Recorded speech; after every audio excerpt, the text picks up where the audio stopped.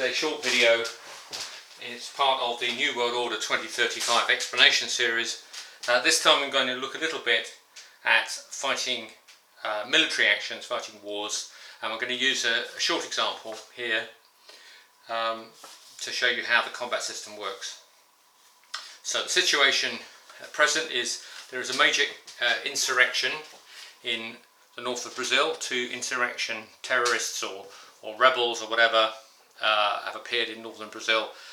So Brazil has to deal with this militarily, or at least that's how it's going to treat it. First thing it will do, although it doesn't strictly have to do this, it's going to mobilise. That mobilisation is a public event. Other countries might well mobilise in response, although in this instance they can see that this is mobilising to deal with an internal struggle.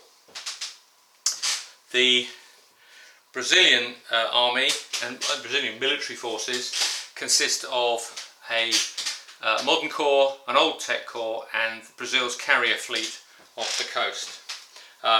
And Brazil's going to take a number of military decisions at this point. They've decided that they're going to attack using their army. These cost 1 million to use in the attack, and it's going to use its fleet. Carriers can strike targets inland. That's one of the things carriers are good at. Doesn't just have to fight at sea. They are also going to activate their hypersonic missile arsenal. They've got a number of hypersonic missiles available. It costs 1 to be able to use up to all of them in one turn. So their intention here, the insurgents don't need to spend anything to defend, which is what they're going to do. And so we have a short war. So the army crosses the border. Control will take the money away, because whether or not whatever happens, you've committed that expenditure, and it's whether you use the things or not.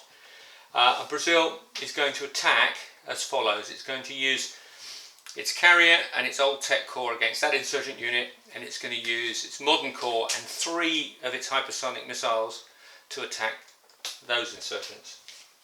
So the combat system is very straightforward. We have a set of results cards. Control have these. They look like this. The clue is it has a results card on the back and the result on the other side, and we simply draw a card for each participant. So a card for each of the insurgents, a card for the fleet, a card for the 2 units. So in this instance, in this battle, the insurgents got a value of 0, and the old tech corps got a total of 1, and the carriers got a value of 4. So it's a total of 5 points against 0 points, which means that 1 point of the insurgents has been written down, and we'll just mark it with a dry wipe to indicate it's taken 1 point. On the other side, the insurgents have also got 0, and each hypersonic missile counts as 2, so they've got 6 plus a modern corps. That's a total of 9. It's a massive force, but it's often the case against insurgents. Massive force doesn't always just wipe them out. They're quite hard to defeat. However, Brazil has inflicted a dent on them in this round for no loss, which must be good. So we then move on. Brazil might go away in the intervening time between combats to restock on hypersonic missiles. A local friendly corporation might well want to sell them any number of those. Brazil's quite clearly in for a long war. It's going to take quite a few years now to destroy these. So they're going to try a different tactic this time. They're going to concentrate everything. Oh no, not concentrate. They're going to just fight that one. They're going to withdraw from there, and they're going to fire another batch of missiles. So let's see what happens this time. So they've bought 3 more missiles, which will have cost them some money. We don't need to worry about that. And they're going to launch their strike here. So let's just see what happens in the second year of combat. In this instance, we've got the carrier and the insurgents. They're not being attacked by any ground units, so they don't draw a card. So this actual combat has insurgents have a defence of 1 this time, good for them.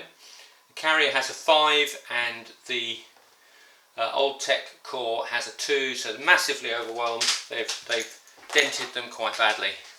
So that's their second, they're halfway down. Let's hope they don't get arms and support from anywhere else. Meanwhile, the hypersonic missiles, because they're just bombarding, operate differently. So what we do is we take a results card for each hypersonic missile to see what damage, whether it does damage or not. So let's find out what the effects are going to be here. So the first missile, that's a hit. Second, that's written down at the bottom of the card. Second missile's a miss.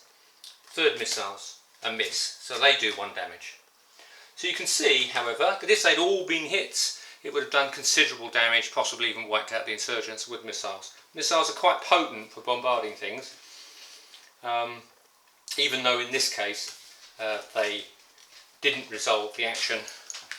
This was a good example of where they might actually manage to wipe out units. So the combat system is as simple as that. It's just a question of drawing cards, adding up the numbers.